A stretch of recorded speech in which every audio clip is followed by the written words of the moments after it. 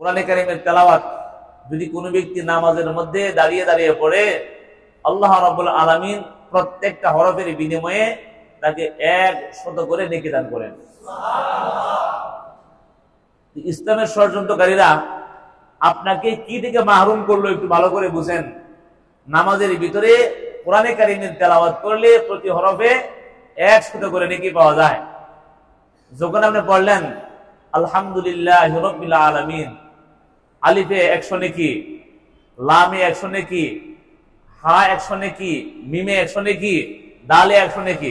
আলহামদু পড়তে আল্লাহ রাব্বুল আলামিন আপনাকে দিয়েছিলেন 500 নেকি। যে সহিহ হাদিস দ্বারা প্রমাণিত, রাসূলুল্লাহ সাল্লাল্লাহু আলাইহি ওয়াসাল্লাম বলেছেন, যদি কোনো ব্যক্তি নামাজের মধ্যে দাঁড়িয়ে কোরআনে কারীম তেলাওয়াত করে শুনে, আল্লাহ রাব্বুল আলামিন প্রতি হরফের বিনিময়ে তাকে 100 করে নেকি দান করেন।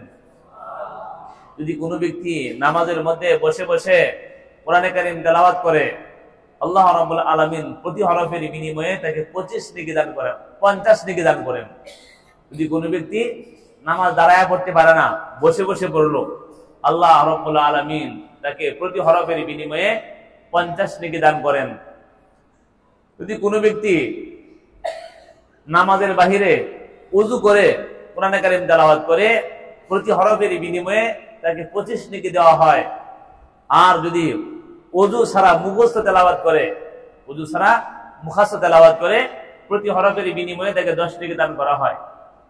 একজন লোক তেলাওয়াত জানে না, পাশে বসে বসে শুনলো, রাসূলুল্লাহ সাল্লাল্লাহু আলাইহি ওয়াসাল্লাম বলছেন তাকেও আল্লাহ রাব্বুল আলামিন প্রতি হরফের বিনিময়ে 1টা করে নেকি দান করেন। এই তেলাওয়াত থেকে আমাদেরকে মাহরুম করলো এক প্রকারের ষড়যন্ত্রকারী, যারা ইসলামের বিরুদ্ধে ষড়যন্ত্র করতেছিল। আস্তে আস্তে মানুষ তারাবির নামাজ থেকে দূরে সরে গেছে। ওদের আরেকটা ষড়যন্ত্র হইল কোরআনে কারীমের তেলাওয়াত বন্ধ করা। ওদের ফতোয়া হইল না বুঝে তেলাওয়াত করলে কোনো সওয়াব নাই। যদি কোনো ব্যক্তি না বুঝে কোরআনে কারীমের তেলাওয়াত করে সওয়াব পাওয়া যায় না। অথচ হাদিস শরীফের মধ্যে আছে, রাসূলুল্লাহ সাল্লাল্লাহু আলাইহি ওয়াসাল্লাম বলেছেন, মানুষের দিলের ভিতরে জং ধরে, জং ময়লা লাগে, যেরকম লোহার মধ্যে পানি লাগলে লোহার মধ্যে ময়লা লাগে, জং ধরে। লোহার মধ্যে পানি লাগলে যেমন লোহার মধ্যে মরিচা পড়ে যায়, মানুষ গুনাহ করলে আস্তে আস্তে আস্তে আস্তে তার অন্তর কালো হয়ে যায়। পরিষ্কারের মাধ্যম হইল কোরআনে কারীমের তেলাওয়াত। পরিষ্কারের মাধ্যম কি? কোরআনে কারীমের তেলাওয়াত এবং বেশি বেশি জিকির করা। আমাদের কাপড় যদি ময়লা লাগে, এই কাপড় আমরা কি দ্বারা ধুই? সাবান দ্বারা ধৌত করি অথবা পাউডার দ্বারা ধৌত করি। এরকম ভাবে যদি কোনো ব্যক্তি গুনাহ করে, গুনাহ করলে তার সাদা অন্তর কালো হয়ে যায়। আমাদের এই কলবটা দুধের মতো সাদা। আল্লাহ রাব্বুল আলামিন আমাদেরকে এই কলব পরিষ্কারের মেডিসিন দিয়েছেন, সেটা হলো বেশি বেশি করে জিকির করা আর বেশি বেশি করে কোরআনে কারীমের তেলাওয়াত করা। যদি কোনো ব্যক্তি কোরআনে কারীমের তেলাওয়াত করে, আল্লাহ রাব্বুল আলামিন তার দিলের জং দূর করে দেন। কোরআন শরীফ বুঝে পড়লেও নেকি, না বুঝে পড়লেও নেকি। কোরআনে কারীম বুঝে পড়লেও নেকি, না বুঝে পড়লেও নেকি। একটা বোতলের মধ্যে বিষ আছে, বিষ। ভালো করে বুঝেন, একটা বোতলের মধ্যে বিষ আছে। এখন বুঝেন তো, এই বিষ দ্বারা আক্রান্ত হওয়ার জন্য, মরার জন্য এটাকে বুঝে খাওয়া লাগবে না খাইলে হবে? একজন মানুষ বিষ খাইলো, সে জানে না এটার মধ্যে বিষ আছে, বিষ খাইলে মানুষ মারা যায়। এখন আপনারা বলেন সে না বুঝে বিষ খাইলো। এখন যদি আমরা বলি আরে ভাই সে তো বুঝে নাই, বিষ সে তো বুঝে নাই, আপনি বলেন তো বিষকে এই কথা মানবে? সে বুঝে খাইলেও মরবে, না বুঝে খাইলেও মরবে। কথা বুঝেননি আপনারা?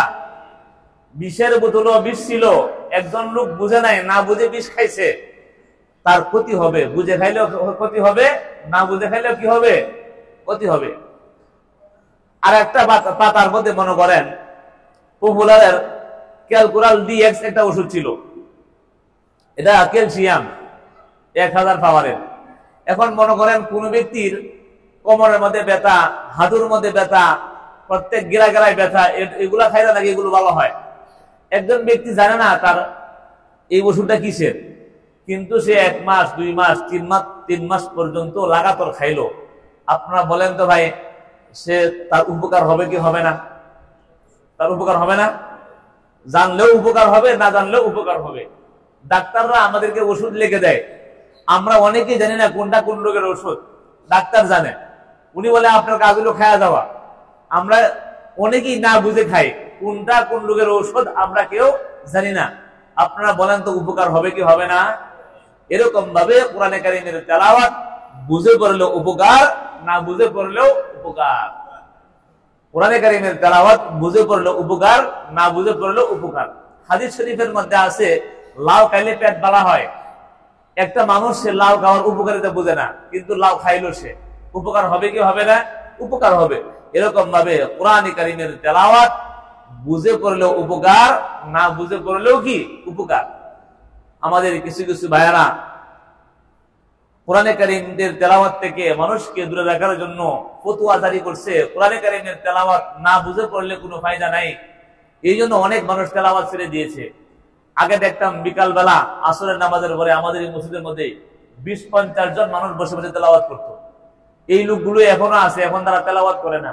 বলার পরে বুঝে না বুঝে পড়লে কোনো ফায়দা নাই। আরে ভাই, না বুঝে পড়লে অবশ্যই ফায়দা আছে। রাসূলুল্লাহ সাল্লাল্লাহু আলাইহি ওয়াসাল্লাম বলছেন এটা বুঝে পড়লেও ফায়দা, না বুঝে পড়লেও ফায়দা। এই জন্য ভাই বেশি বেশি করে আমাদের তেলাওয়াত করতে হবে।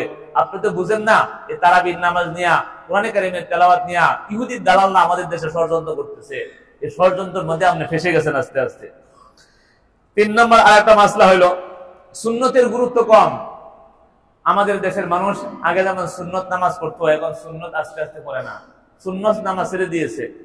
আমাদের কিছু কিছু ভাইয়েরা ফতোয়া দিয়েছেন সুন্নত না পড়লে গুনাহ হয় না, সুন্নত পড়ার দরকার নাই। সুন্নত হইল রাসূলের, আর ফরজ হইল আল্লাহ। ফরজ কার? আল্লাহ। ফরজ হইল আল্লাহর ইবাদত, আর সুন্নত হইল নবীর ইবাদত। নবী যা করছেন এটাও সুন্নত, এটা করার দরকার নেই।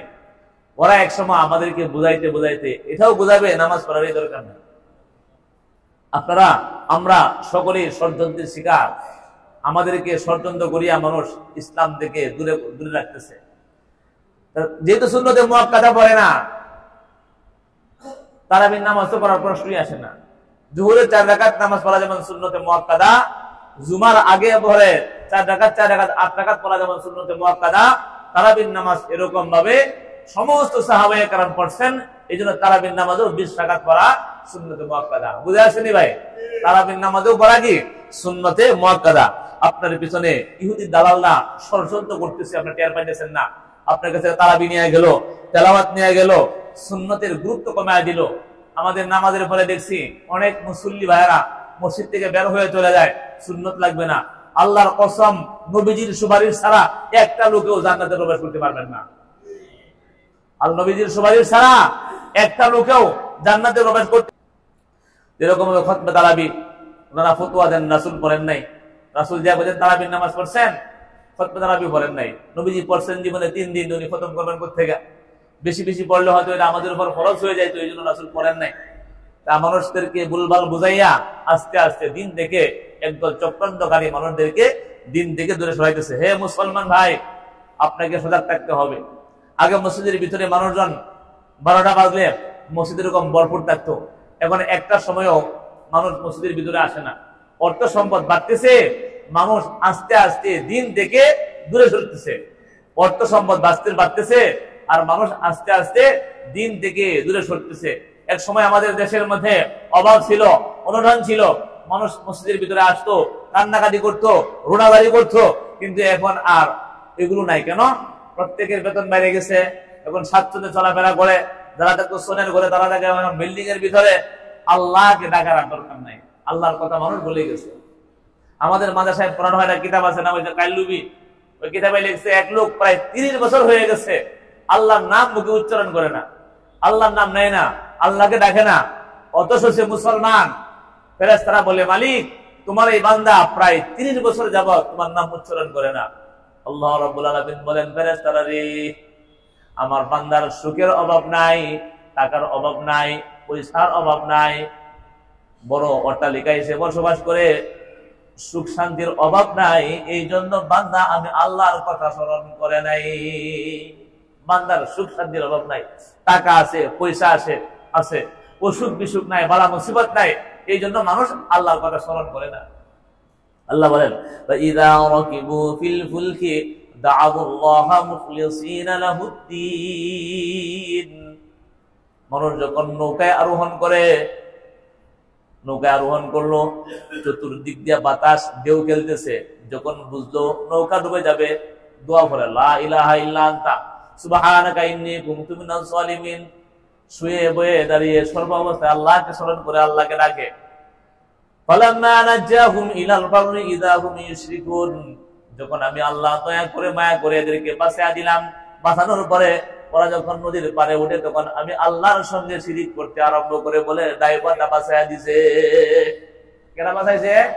ড্রাইভার বাঁচাইয়া দিছে। ও বন্ধু, আল্লাহ রাব্বুল আলামিন বললেন ফেরেশতারা রে, আমার বান্দা 30 বছর যাবত আমি আল্লাহর বন্দেগী করে না, নামাজ পড়ে না, রোজা রাখে না, আমি আল্লাহর নাম উচ্চারণ করে না, জিকির করে না। বান্দার সুখ শান্তির অভাব নাই, টাকার অভাব নাই, বাড়ির অভাব নাই, কোনো কিছুর অভাব নাই, এই জন্য বান্দা আমি আল্লাহর নাম উচ্চারণ করে নাই। পরের দিন সকালে আল্লাহর বান্দা ঘুমাইছে, ঘুম থেকে উঠছে, ফজরের নামাজের পরে দেখে পুরা শরীর ব্যথা হয়ে গেছে, ব্যথায় ব্যথিত, আক্রান্ত, চিৎকার করতেছে। গাড়ির মধ্যে হাত দিছে, যা দেখে এরকম বড় এক পুরা হয়েছে গাড়ির মধ্যে, বিষ পুরা হওয়ার কারণে তার সারা গায়ে ব্যথা হয়ে গেছে। গাড়ি যখন হাত দিল দেখে ব্যথা, আল্লাহ বলেন সুবহানাল্লাহ, আল্লাহ অসুস্থ হয়ে গেছি। গাড়ির মধ্যে হাত দেয়, আল্লাহ আমি অসুস্থ হয়ে গেছি, আয় আল্লাহ আমি অসুস্থ হয়ে গেছি। ইন্না লিল্লাহ, কি হইল আমার? প্রতি কথায় কথায় আমার আল্লাহর নাম উচ্চারণ করে। আল্লাহ রাব্বুল আলামিন ফেরেশতাদেরকে ডাকেন, ফেরেশতারা রে দেখো তো আমার বান্দার কি অবস্থা।